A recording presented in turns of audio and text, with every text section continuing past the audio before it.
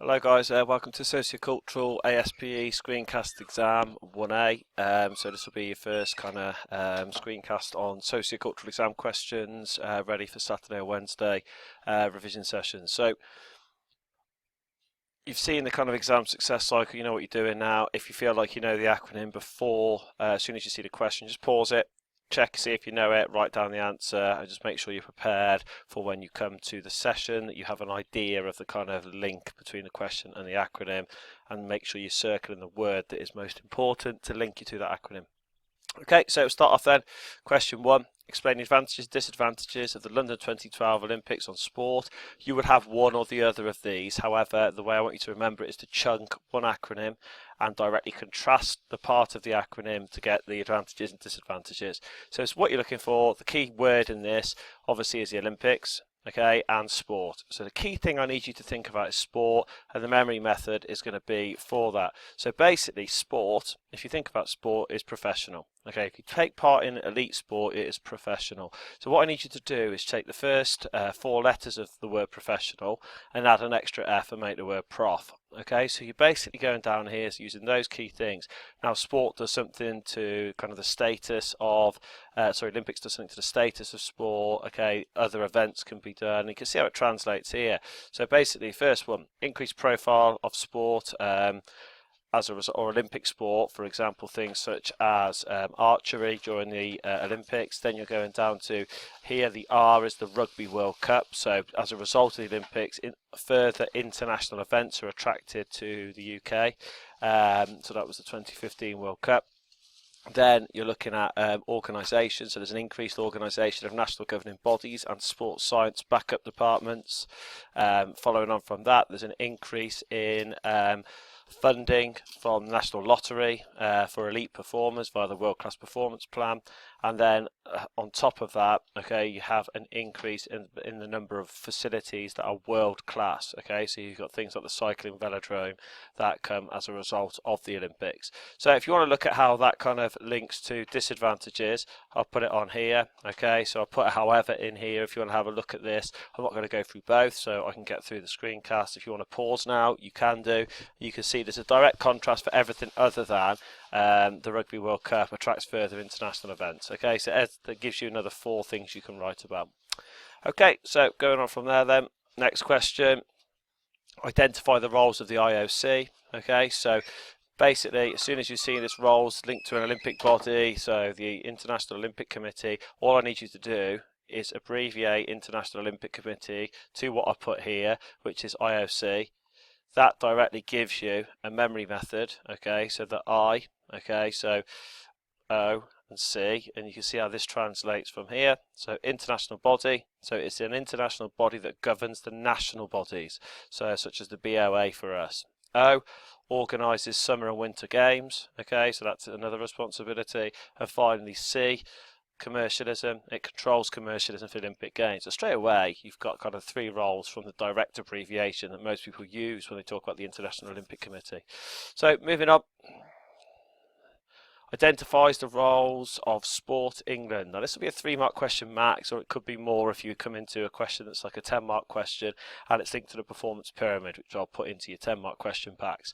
Now as soon as you see the roles of Sport England, the key focus now is we're going to look at how you re-spell the word Sport England. So what we're going to do is we're going to split it up. We're going to split it up into Spart, ENG, and land. So if you see onto here, you've got S and part, okay, you've got ENG and land. Now directly what we're looking for here is we change sport to Spart. The reason why we do that is because the key role of Sport England is to raise participation. We change ing to ENG, capital ENG, because there's a key focus on priority groups by Sport England, such as the elderly and girls, and that translates into elderly and women. They are priority groups, and Sport England will attempt to raise participation with them. Finally, Sport England has a key focus on land, and in particular, they're looking at things such as protecting community playing fields. So if you go from there now and have a look how I'll put this in. Okay, so Sport England turns to Spart, ENG, land, and then you've got your key bits here. There's an example there of a Get Active campaign, elderly and girls, targets priority groups, e.g. elderly and women. So you see after the dash, that's how it's translated, lands, protects community playing fields, and then you've got distributes national lottery funding, community sports. That's an extra one that is always good to have in your locker. So going from there. Identify the roles of UK sport. So now we're looking at a different element. So we've looked at participation. Now we're looking at, okay, what is the key role of UK sport? Well, the key role of UK sport is, you need a word, and the key role is to develop elite sport in the UK. So elite sport in the UK, because we know UK sport's working with only the elite, is our acronym. So basically then, that's what we're looking for, elite. Okay, once we've got elite, we then should be able to start then thinking about kind of the key roles. So the first elite, and the good thing about this is it's kind of mirrored. So you've got elite going down the side, but also you've got elite going across the top. So the first role is it develops elite sport in the UK. Okay, then you've got it focuses, it distributes national lottery funding by something called the World Class Performance Plan. It attracts international events, e.g. London 2012. TAS, so organises a talented athlete scholarship scheme, which is kind of basically any athletes in full-time education get funding. And finally, ethical sport. It promotes ethical sports such as 100% Me, which is an anti-drug initiative which the UK sport are in charge of, so that athletes know exactly what they are putting into their body is legal.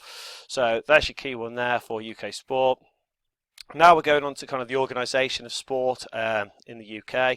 So, there's 3 areas you could look at with sport in the UK.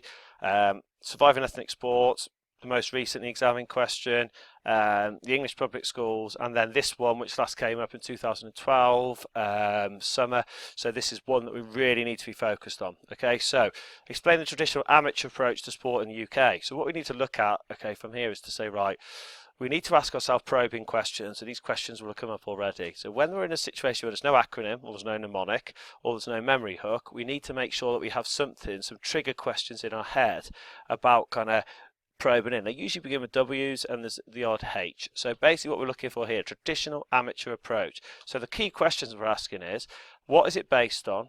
Okay, what is this kind of amateur, what was the traditional amateur historical approach to sport in the UK based on? Why did people take part during this period? Where did they get these ideals from? And how was sport organised at that point? So if you want to pause now and you think you can answer that, great. Okay, if you want to have a look at how this translates, move on to the next slide. So going on to here, it was based on the gentleman amateur ethos, where there was no payment for taking part. That was seen as a kind of stain on exclusivity for the upper class. Okay, why was it taken part? It was taken part for intrinsic values such as enjoyment. That was the key thing behind it. Like I said, no payment back there. Where were these ideals created or based, or what was the catalyst for this kind of a gentleman amateur ethos? Well, it's based around the English public schools, the 19th century English public schools, such as rugby, and values such as fair play. And finally, how were things organised historically in the traditional approach to sport in the UK? Well, it was poorly organised, and NGBs were kind of very poorly run by kind of volunteers and enthusiasts who were just doing it for fun. They had no real focus on winning or organisation. It was just giving people opportunity to take part. Now, there was then a move, and you'll probably get this question as a double, so explain the move from a traditional amateur approach to sport in the UK to a more professional approach. So what was it that caused sport to become professional in the UK, as it has been kind of in America since they were created? They've always had this kind of concept of a win ethic. Now we're having a look at explain the change. We've got to talk about the transition from this traditional amateur approach and why it changed to a professional approach. So professional approach, exactly the same questions. So you kind of chunk in again here. You've got your key questions that are going to be what, why, where, how. So what we're saying now then, what is sport based on now? Okay, what is professional sport based on? It's but now based upon a business model. Okay, so if you look onto here, it's a business model. Money is now, rather than being seen as a stain on exclusivity, is now a huge part of kind of professional sport. So you've got things here such as lottery funding, the World Class Performance Plan. People need money to take part in it now. It's not seen as a lack of exclusivity. It's seen as exclusive to be professional and to take part for money. Why do people take part now? Okay, so it's not now for these intrinsic values. It's enjoyment. That is the last thing on people's mind. Now what people are interested in is the win ethic. Okay, so now everyone wants to win at all costs, and the focus now is on sporting excellence rather than intrinsic values such amateurs taking part. Where is sport based? Okay, now sport is no longer the kind of the ideals of sport are no longer kind of entwined with in the English public schools. Now sport is part of this kind of golden triangle where there is a link between sport sponsorship and the media, and they work together to modernise sport. Finally, how is sport organised now? Now, there's been a massive increase in the quality of the organisation of national governing bodies. There now is a focus not only on the elite end, but also at the mass participation part of the sports development pyramid.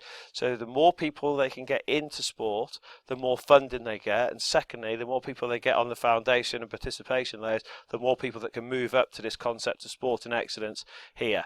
Okay, so tough little question, but it's one if you're prepared for it, really makes you stand out to the examiners. So going on from there then, explain the origins of Aussie rules football. Sorry, I didn't put a question slide there.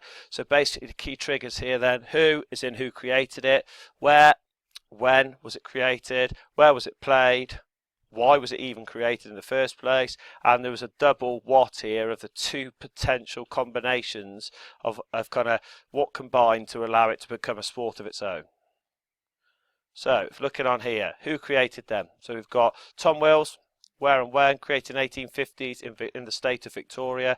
Why? Winter training programme for cricketers. What? The first thing, and this is the most kind of common belief behind the development of Aussie rules football. It was a combination of rugby and an Aboriginal leaping game. The second combination was a kind of a link between combination of rugby and Gaelic football.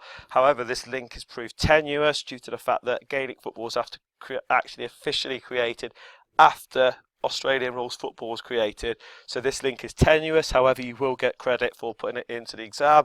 You put that word tenuous and it shows you have a little bit of extra terminology, so use it.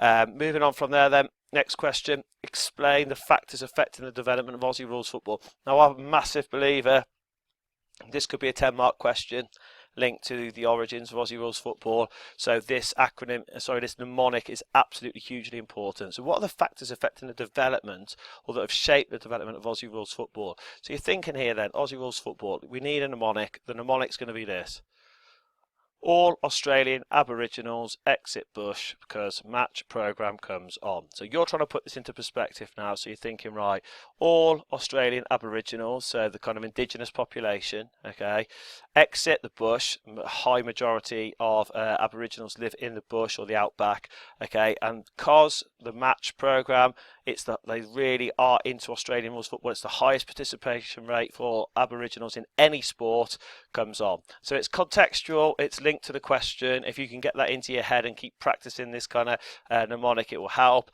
How does it translate there? What does all translate? What does Australian translate? What does Aboriginal translate? You can start to see now how you put point, explain and example. So this is your mnemonic. How do we translate it? You translate it as follows.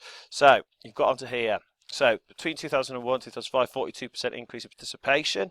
Now we need to look at these. All. It's a game for all. The reason why it's so popular, it's developed so well, is because it's anyone can play. You can be if you're a large body size, you can be a ruckman. If you're a small person, you can be a wing, a bit like in rugby over here. You even have an age, over age category, so 35s plus have something called the Super Rules game.